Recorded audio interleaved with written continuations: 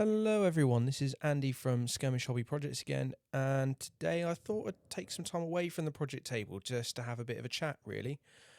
Specifically, I wanted to talk about why I think the upcoming Warhammer 40,000 11th edition launch may actually be the perfect time for people to start dipping their toes into the world of Skirmish Gaming if they haven't already done so.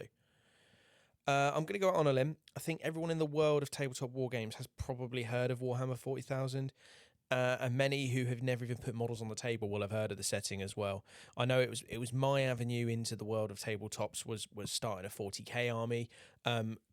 It's a juggernaut. It's an absolute juggernaut in the space, and so of course the announcement of the new edition from Games Workshop in the last couple of months, and now the pre-order window starting to open, has inevitably got the internet speaking about it loads. There's new rules. There's going to be new box sets coming out. There's inevitably a crowd of people who will say, oh, new edition, new army. There's lots and lots of stuff to be talking about. And people are also starting to think about what does this new edition mean in terms of impact for the different armies? What's the meta going to be? Good combos, rules, interactions. And therefore, anyone who is interested in Warhammer 40,000 at all on the internet is racking their brains ahead of the new edition going live. Even through my tabletop wargaming club, I've seen plenty of messages with people starting to bang up back and forth. It's clearly generating a lot of thought. However, not to sound too pretentious, I've taken the announcement of 11th edition and with a different thought process, seemingly. I have previously been deeply invested in 9th and 10th edition. Like I said, it was my route into tabletop gaming as a whole. I've got quite a sizable Tau army. I've got a decent collection of World Eaters as well. So, two ends of the spectrum there. You're going to love me or hate me either way. But I've actually been looking at all the stuff around 11th edition with a view of what does it mean for the smaller scale game space. And I think there's some clear benefits in the space of cost, time, and immersion. So I thought I would just share my thoughts on what's going on with 11th, particularly around cost, time and immersion, and just, open the floor up then and see what anyone else thinks. So let's start the chat by looking at what comes in the 11th edition launch box. So as you can see on the screen, there is quite a lot of stuff in the box that you get. All right, it costs £185, which is a single hit of cash is quite a lot of money. However, the value that you get is quite high. So, you get the 11th edition core rules, you get the mission pack, you get some of the lore, you get a narrative campaign deck, you get the data sheets, you get transfers, and you get, as you can see, the main sort of stay that most people are going to buy this for, you get quite a lot of models to build and paint and go and play with your friends. Obviously great if you're starting 11th edition and you get all that stuff anyway, particularly great if you're interested in the world of Space Marines or Orcs, because you get quite a lot there. But from a raw, in comparison to other Games Workshop products, this is quite a decent deal and you get quite a lot for your money to start off with. So, if you were coming into this new and you wanted to start playing Warhammer and you decided now is the time to do it, you could do a lot worse than picking up this box, particularly if you're playing with a mate or in a group and you can agree to share quite a lot of stuff and half your sort of cost, that you can get into it for relatively cheap. However, it's worth noting that there's a couple of little bits that, unless you're sort of already in the space, you won't necessarily know looking at this. And again, I'm not trying to talk as if I'm some mega guru or messiah on this sort of thing, but I've been around the block a little bit, played some of this, and everyone's going to know. And if you're new into this, the gatekeeping can be quite steep, and I'm really not here for that. So I'd like to help as much as I can. All of that stuff that you see on the screen might look like quite a lot, but once you start scratching the surface of what does that actually translate to on the tabletop, you suddenly realize that you get you get somewhere in the region of 700 points worth of models to play, which again might sound brilliant if you're relatively new to the game, you don't know what's going on. But given that the standard size format for the game is 2,000 points, and it's those 2,000 points games of Warhammer 40,000 that are, they're the most balanced, they're the competitive. If you go online and watch a video of people playing, they're typically playing 2,000 points with full armies in that regard. So you need 2,000 points to play the game properly as far as the internet is concerned. But in this box, you're getting about 700 points of one army. All right, you've got two that you can potentially play with, but it's still, it's not quite ideal. So this conveniently brings me on to the sort of first thing I was going to say, which is, it is a good time to get into the hobby, into the skirmish hobbying side, if only because of the cost. So I thought the best way to articulate the sort of like the cost element of getting into 40k to the full standard would be just to go through the process of building a full 2k army from scratch. Purely because it's what I know and I'm more comfortable with. I'm actually taking a step away from Space Marines and Orcs as would be in the starter box. And I'm actually going to talk you through my sort of experience with Tau and a bit of a starter 2,000 point list I've thrown together, which will be apparent by the end. So what I would begin with is I would say you'd be picking up a combat patrol box, possibly two. Combat patrol is often each faction's got one, so it's often seen as like the starter box for each, and you get a decent amount for your money in that one. So it's between £80 and £100 depending on which site you go to. The Tower one comes with a commander, a devilfish, 10 fire warriors, and 10 pathfinders. And so if you built two of them, you'd have like quite a lot of models to begin going with, and it would form the good basis of your army. Next, any decent Tau army is obviously going to want to have battle suits, because that's kind of their thing, but this is also indicative of all armies. They will have their sort of standout cool factor models that you're going to want. So in this specific case for the list, I went with one of each of the variations of the crisis suit teams, so you need 3x3 man teams. I went with a Riptide battlesuit because look at the size of the thing, it's just class. And then a good old-fashioned chunky broadside. I actually went with two of those because you typically want to have two for fire support. And then finally, to round out the list, I was opting to take two sets of stealth battlesuit teams. One team of Vespid. Note that you'll see 10 models on the screen. You'd actually only take 5 realistically for the purpose of this list. And then to round it all out, I'd have an epic hero in the form of Commander Shadowsun. So that's all the sort of units. As you can see, I've kept the cost up on the screen as I've been going, so I'll just bring that all together for a bit of a total now. So with all that said and done, the list on the screen there comes to a total of about 1,865 points, leaving you about 135 left to play around with enhancements or adding in anything else that you sort of fancy. That's a total of 77 models. That's not including any of the drones and ancillaries that some of the Tau are famous for, but every army is guilty of their own thing there. So, most importantly, the final cost number then comes down to somewhere between £535 to £635 just to play the game the way it's intended. So, if you're looking at 11th edition and thinking this is how I'm going to get started, be aware this is a massive, massive cost sink. Now, the cost of models and starting up in a hobby and everything is well known, as everybody knows that it costs money to get into these things, and that's sort of the joy of it. However, the sort of other cost that people don't talk about is the time cost. So the time that it takes to, one, go out, buy and build the models in the first place, but once they're built, you need to prime them. Once they're primed, you then need to paint them. You've got to wait for the various coats and things to dry before you can paint on the next ones. There's a time sink in there. But the other sort of thing that not many people will indicate early doors is the game time, the amount of time that it takes to play 40k in its proper format of 2,000 points is a hefty, hefty game. If you're new to the game and you're learning to play, you can expect to spend anywhere between 4 to 6 hours playing the game. Now, that does include an element of setup time, so turning up on the day, setting up the table, ready to play. However, that setup time never really goes away. That's always fairly static because the amount of time it takes to set up a board is constant no matter what size game you're playing. So constantly having to try and carve out half a day essentially to play a game that you're relatively new to can be incredibly difficult for people, particularly if, like me and like so many other people out there who will have the pockets to do this, you work full time, you've got a house that you're looking after, you've got a wife, a baby, a dog, anything else going on in your life, suddenly between the cost of just turning up and playing and the time in requirement to actually get on and play the game, you're suddenly really starting to struggle for where you're going to get your hobbying in.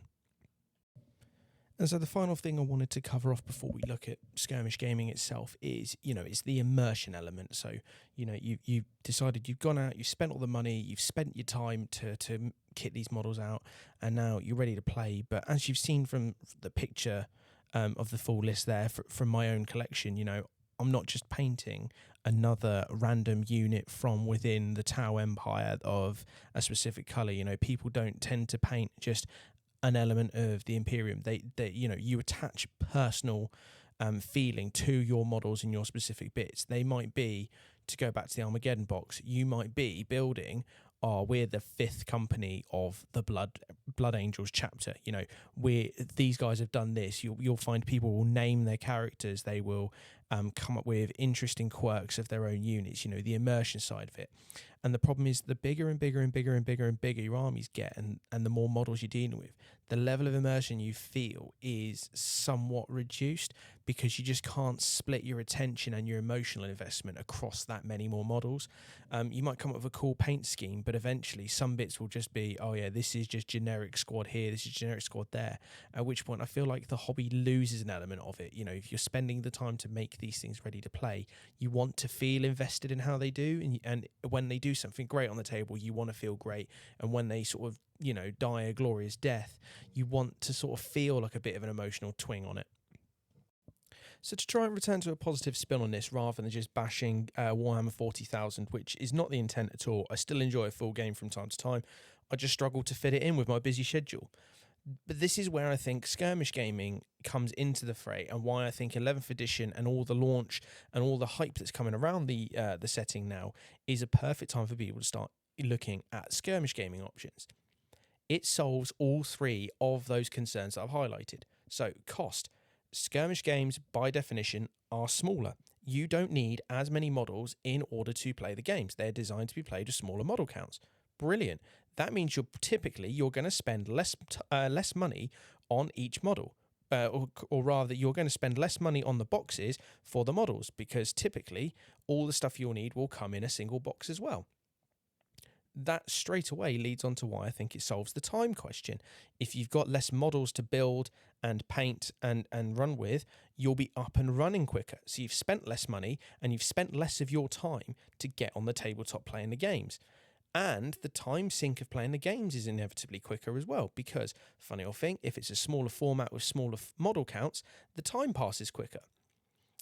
But this is where immersion then comes into it as well. If you're only dealing with, 6 to 20 models total on the tabletop, suddenly you can get more emotionally invested in each individual model. You care a little bit more about how you paint them. You care a little bit more about what they're doing on the table. And suddenly, if you've built one guy who looks like an absolute tank and he's your big boss man, you're suddenly invested in him tanking all the shots or underperforming. And it just heightens the level of enjoyment and the level of depth you have for the hobby.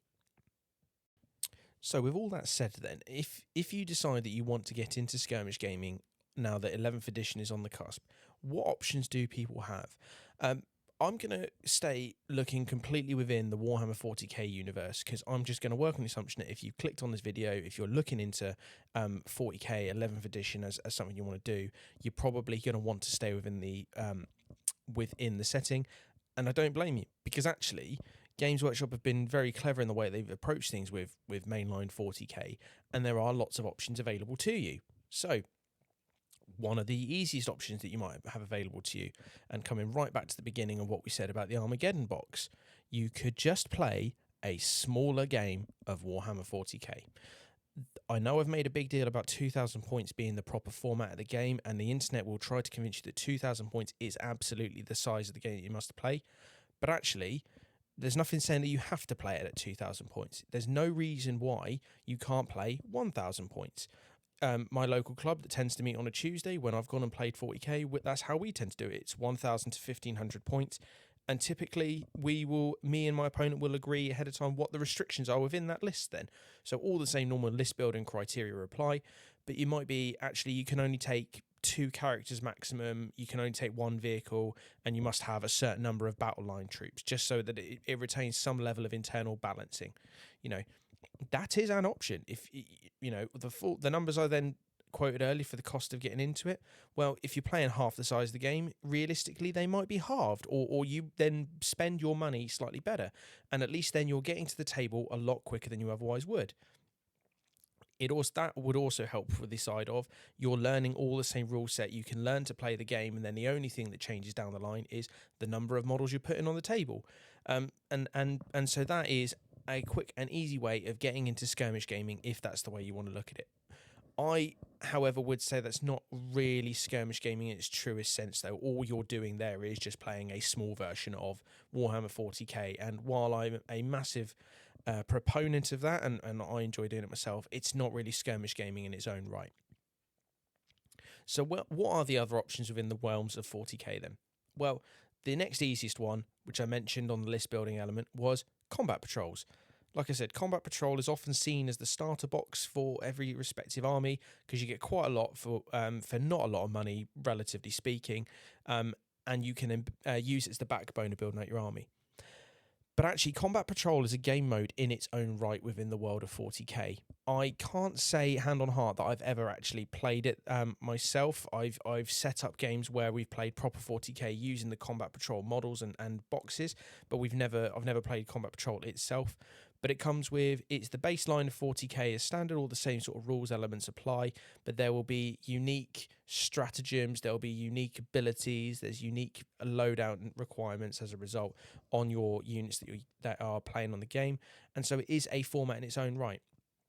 You're looking at around about 500 points apiece, relative value, and so it's not quite balanced adequately well, but again, it's a smaller format of the game designed to be built and set up and played relatively quickly. Again, I can't say I've ever played it, and if I'm being perfectly honest, it's not something I'm massively interested in myself, and so I wouldn't necessarily say that is the right way to go. I personally would still say use combat patrols as a way of getting into mainline 40k and just building out your armies. The next option that I would sort of propose, if we're going to scale down and down and down from mainline in towards true skirmish gaming, this is the first time I'd say there's a proper skirmish version of Warhammer 40,000, and that would be boarding actions. So boarding actions is in a weird space. They launched it at the back end of 9th. It's had a bit of a run through 10th, and there's not been a lot of chat about it on the 11th. The Tabletop Tactics guys have done a few boarding actions battle reports, but there isn't a load of it on the internet. It's something I'm going to look to try and bring to the channel at some point, but I'm not quite there yet. Boarding actions is mainline 40,000 in terms of base rules. It is set on a space hulk, so imagine it's quite literally a space battle. You are boarding an enemy spaceship, and it's fighting in the corridors within that. It is 500 points maximum. You cannot take anything over that. There is a special compendium, and there is a special terrain set that you need to buy as well. So that does unfortunately bump the initial setup cost quite high. However, once you've got those, you have the ability to play with basically any army. There are almost infinite setups. I think there's 64 mission sets in the compendium. But either way, you can set up and get playing relatively quickly. 500 points typically translates to somewhere around 20 to 30 models tops. If you're playing like Terminators and really elite teams, you'll have even less than that. It's quick. It is it can be incredibly brutal. You get incredibly immersed in the game because it's tight corridors and everything. And there's a couple of special rule tweaks that gives it its own independent feel, more so than Combat Patrol really does when you're watching it. But it definitely feels like a different game spin-off from 40k as opposed to just a variation on 40k. And so if you're interested in playing Warhammer, but you don't necessarily have loads and loads of money to spend and loads of time, boarding actions may be a good stepping stone towards some smaller formats of the game and with its own unique spin. And so we come to the final option within the 40k setting, which is Kill Team. Now, there's a good chance that some of you will have heard about Kill Team, or you will have seen some of the boxes here and there, because typically to build out a full a full 2,000 point army, you will need to buy units that are only available in their own respective kill team boxes. Using the Tau list that I generated earlier as an example, actually the Tau is quite well fleshed out for kill team box sets. The stealth battle suits come in their own box set. That's a relatively recent release. The Vespid were part of the launch box for the current edition of the game. So there's a Vespid Stingwing kill team. Pathfinders are one of the original kill teams that not quite one of the originals, but they were an early release for Kill Team. There are Kroot options. They've recently released a Nemesis operative update, so you can take I could take a crisis suit in one of my kill teams now, for example. The list goes on and on and on. Kill team is an incredibly flexible game. There are different kill teams available for every single faction within the game now. Standfast may be one or two exceptions. Tyranids were famously an exception, but they've recently had a team announced. There are lots of Space Marine options. There are lots of Imperium options. There are lots of Xenos options. And there are plenty of options out there for you to take teams based on you haven't bought a dedicated kill team set, but you have models from a wider army. There is a way to port some of those models in. Kill team is typically 6, maybe even 5. If you go with Death Watch, you can have between 5 and maybe 15 models, 15, 16 models tops. Typically, it all comes in a single box. You go and buy one box off the shelf for somewhere between £35 and £45, and that is it. You will have the ability to build a full kill team from that box that you can then build, paint, put on the table and play. It will have the special tokens you need. It will have all the stuff going into it. The rules book itself is not overly expensive. The game is incredibly quick to set up and play. I mentioned my Tuesday nights gaming clubs. In the sort of 3-hour window we've got there, myself and the other guys who know how to play, we can turn up, set up the whole game, play the whole game, chat in amongst everything, resolve it all, and still have about 45 minutes left to just chat shit at the end of the game as well. You know, like there is a lot of it's incredibly quick, it's incredibly intuitive once you get into it. I am a massive fan of Kill Team, and it was when I started to get disillusioned with mainline 40k, I made the pivot to Kill Team, and I can honestly say I think it is a better game system. That is the only possible drawback I would say at this stage, though. Kill Team is a different game system completely. It is not mini 40k. It is in the 40k universe, but it's a completely different rule set. You take alternate. You activate models alternately. So I move one of my models, my opponent will move one of theirs. Mainline 40k, obviously it's my full turn, then their full turn. You know, doing damage does differently. Shooting and covering is different. Combat is done differently. It's an action-based system as opposed to everybody has the ability to do everything. Like Kill Team is a very, very different game to Warhammer 40k. So you would be learning new rule sets, and those rule sets they're not a million miles away from the mainline game, but they're not the same. And so you do have to know the rules and change between the two of them. That being said, Kill Team is cheaper to get into, it's quicker to play, and hand on heart, I can say it's way more immersive than mainline 40k. And so my big 3 criticisms of this and why I think that 11th edition may be the perfect time to get into Skirmish Gaming is why I would actually say if you're tempted to try 40k and you're looking at the Armageddon boxes your way in, maybe have a go with that. And while you're waiting to build up your full 40k army, grab a couple of Kill Team boxes for the army you're looking into and give the game a go. Because if you don't like it, hey, it doesn't matter. You needed those units anyway. And if you do like it, it opens up a whole world of potentially a new game that you otherwise wouldn't have tried. So thank you all for listening. Hopefully my my mad ramblings haven't been too all over the place. Just as a quick summary, as I sort of said, I think 11th edition is big news, and everyone who's anyone vaguely interested or already in the world of tabletop gaming is probably tracking it to varying degrees. But actually, new edition means new opportunities, and given that Games Workshop will be pushing out new models and new everything soon, maybe now is a good logical break for you to have a look at some of the wider offerings that they give. And if you're one of these new edition, new army people, because you've been doing the hobby for a while, maybe now's the time to have a look at boarding actions or in my mind, Kill Team. like I said, these are just my thoughts. I honestly welcome any comments that anyone wants to give in the comments section. Let's just start having a wider conversation. And if you appreciate me taking time out to have more of these sort of like longer format, just conversation pieces, let me know. As and when kill team updates come through, as and when stuff comes in for pillage, as and when I get around to any other sort of format of the game, like I said, boarding actions, those kinds of bits. Maybe I can start looking at doing little reviews of rules changes and codex reviews and those kinds of things, just to try and distill it and make it easier for everyone in the hobby to get onto. But no, thank you again for your time. Hopefully you've found this sort of enjoyable or it's thought invoking. But until the next one, happy hobbying, everyone.